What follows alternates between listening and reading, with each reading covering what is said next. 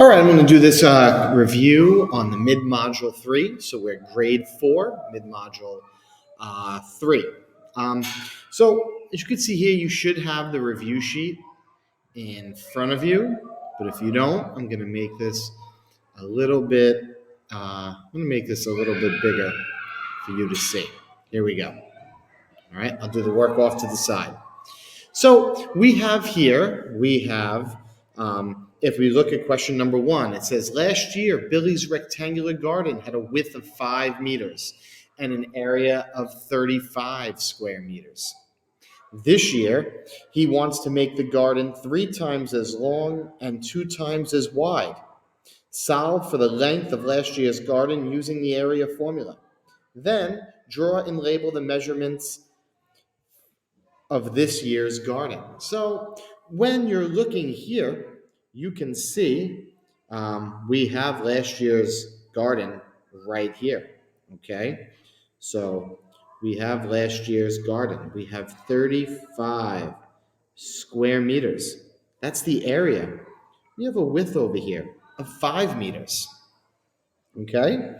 So we know, because we're going back into our information, that this year he wants to make a garden 3 times as long.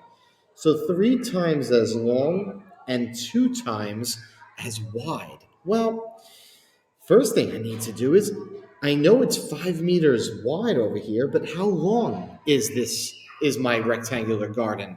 Well, if my area is 35 meters and the width is 5, I need to do 35 divided by 5, which will give me my missing length up top, or it could be the missing length down below.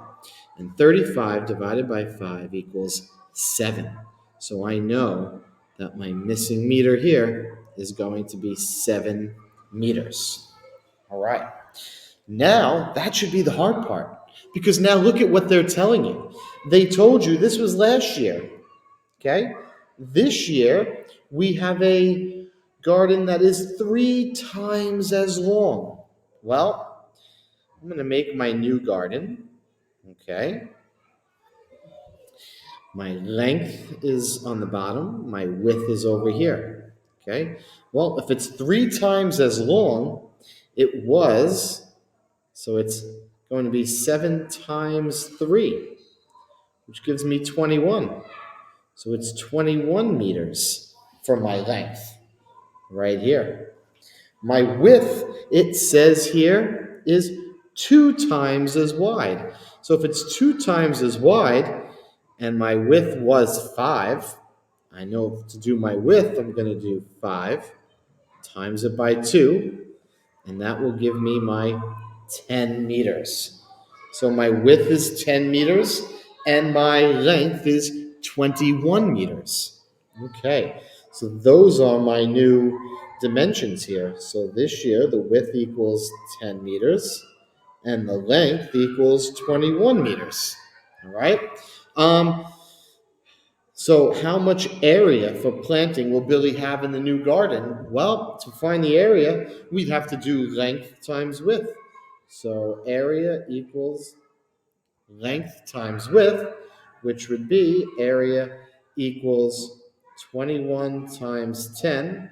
And we know, using our basic facts, 21 times 1 is 21. Bring that 0 over, and the new area will be 210 square meters. Okay. Now, it says, find the perimeter of last year's garden. Well, last year's garden is back over here. Here's last year's garden. I'm going to write in the 7 meters that I had. So to find the perimeter, what I have to do,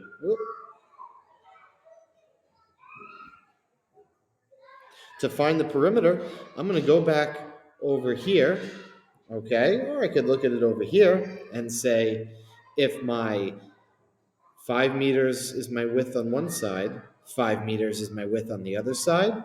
If 7 meters is the length on one side, 7 meters is the length on the other side. So now I have my top and bottom, my left and right. So to find my perimeter of last year's garden right in here is going to be 5 plus 5 plus 7 plus 7, which equals 5 and 5 is 10, 7 and 7 is 14. 10 plus 14 equals 24 meters. And that is not square units because that's our perimeter. That is regular meters. Okay. Now I'm going to go and find the perimeter of this year's garden. This year's garden takes me, I have my length and my width. Here is this year's garden. So what I could just add in here is going to be the 10 meters on that side, the 21 meters up on this side. Now, to find the perimeter, I have to add my 10 plus 10 plus 21 plus 21. That's not the best color either. Okay. 10 and 10 is 20. 21 and 21 is 42. So I'm going to do 20 plus 42 is, oh, I should show that.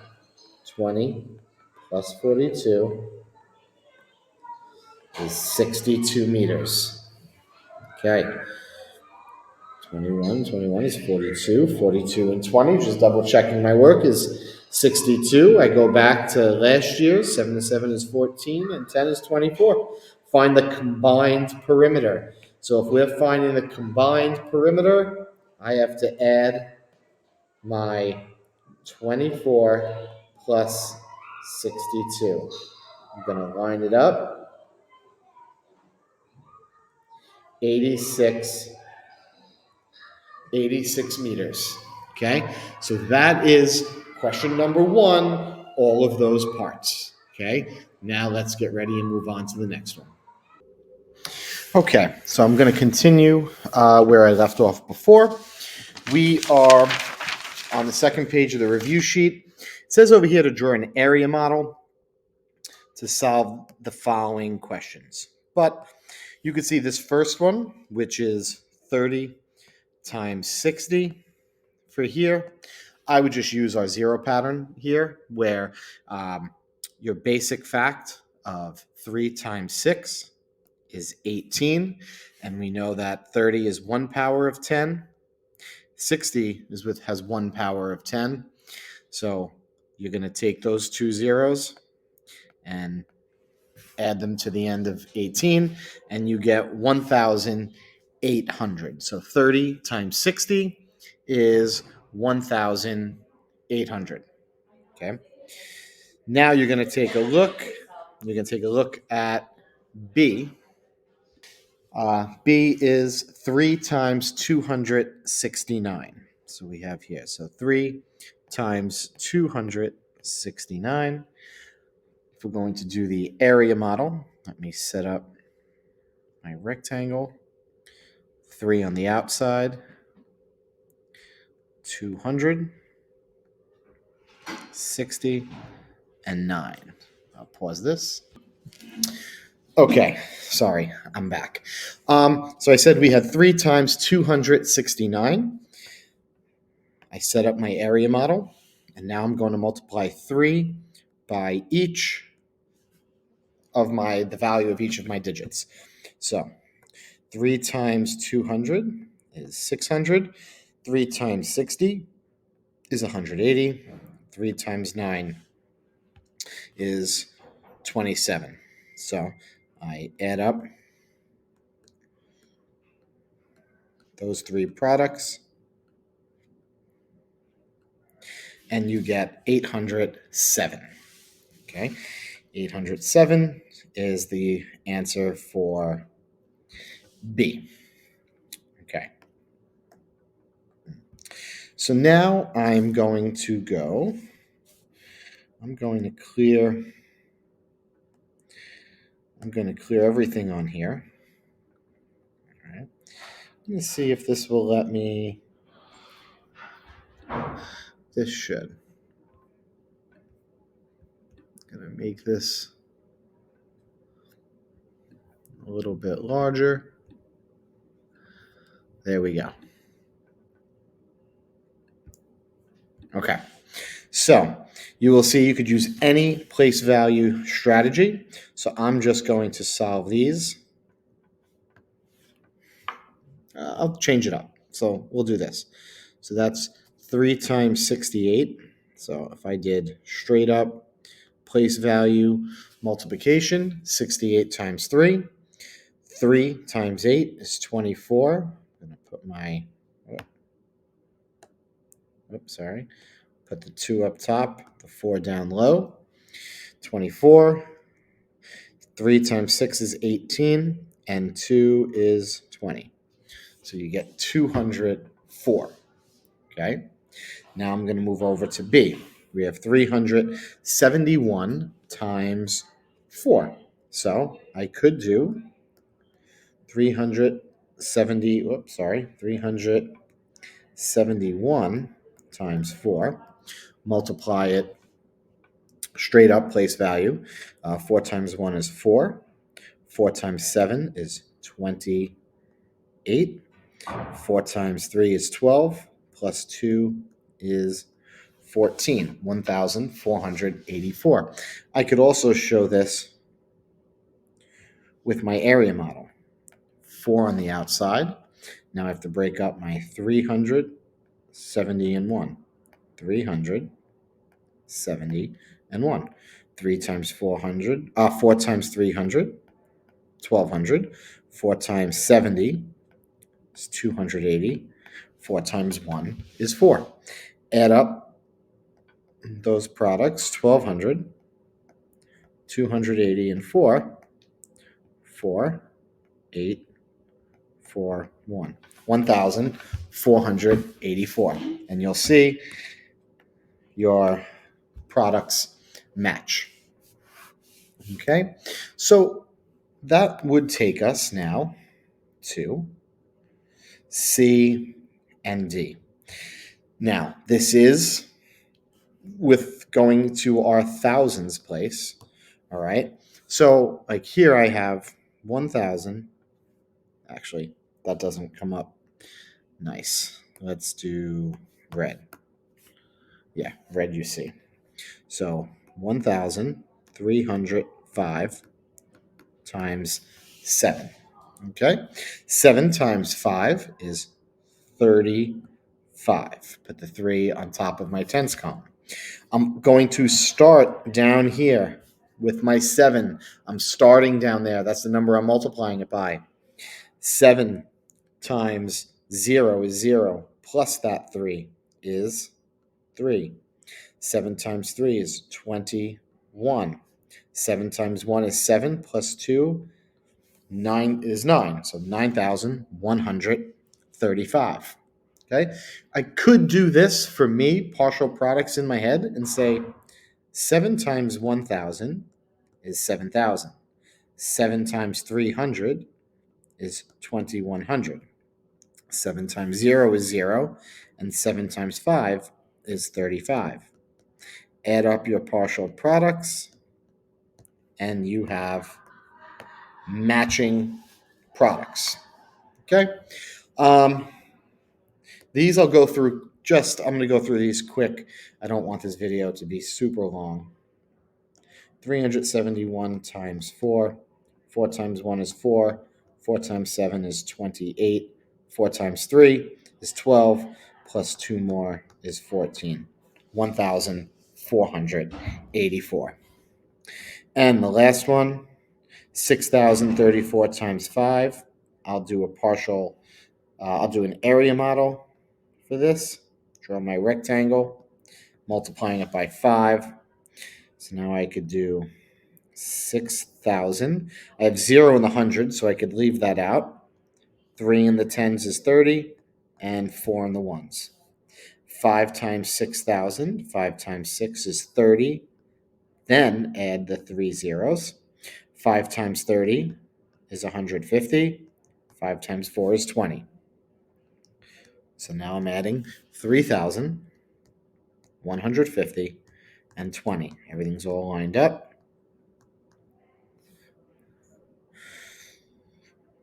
And I found my mistake as I'm going over. And I'm saying here, that does not make sense. How could my final answer be 3,170? But you'll see here, one of my zeros was erased. So this first number is 30,000. 30,000. So that is now going to be a zero. 30,170. And that is correct. Okay. So just important that you either do here, if you could use any place value strategy, you're either going to use, you could use partial products, you could use traditional standard algorithm right here, or we could draw area model like we have there. Okay. Now we go on to the last page, and we have these two word problems here. All right. So my copies didn't come out that well, but actually, this you could see pretty well. Solve using a model or an equation, and then show your work.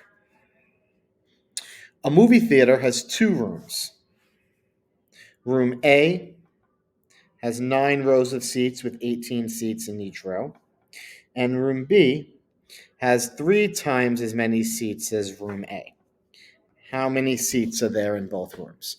Well, so room A, I'm going to go room A has 9 rows with 18 seats in each row. So that's 9 rows and 18 seats in each row. So that would be 18 times 9, because 18 seats in each row and there's 9 rows of seats. So I can multiply that. 9 times 8, 72. 9 times 1 is 9. 9 plus 7 is 16.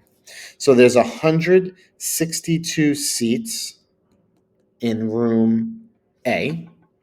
And now we know room B, it says, has 3 times as many seats as room A. Well, we know that room A has 162 seats. So room B is just going to be 162, has 3 times as many, multiply it by 3. 3 times 2 is 6. 3 times 6 is 18. 3 times 1 is 3, plus 1 is 4. So room B has 486 seats. That is, how many seats are in both rooms? Room A, room B. So I have to do 486 plus 162. That will give you 8. 8 6 is 14. 648 seats together. Okay. And the last one. The high school art teacher has 9 cases of crayons. Has 9 cases of crayons with 52 boxes in each case. Okay. The elementary school art teacher has 6 cases of crayons with 104 boxes in each. How many total boxes of crayons do both teachers have? All right. And is your answer reasonable? All right. Well, so it says, let's see. So the high school art teacher has 9 cases with 52 boxes in each. So 52 times 9. 9 times 2 is 18. 9 times 5 is 45, plus 1 is 46. So 468 boxes. Okay. The elementary school teacher, I'm doing ES, has 6 cases with 104 boxes in each. So 104 boxes in each case, 6 cases. I'm going to multiply that. 6 times 4 is 24. 6 times 0 is 0. Plus 2 is 2. And 6 times 1 is 6. So the elementary school teacher has 624 boxes of crayons.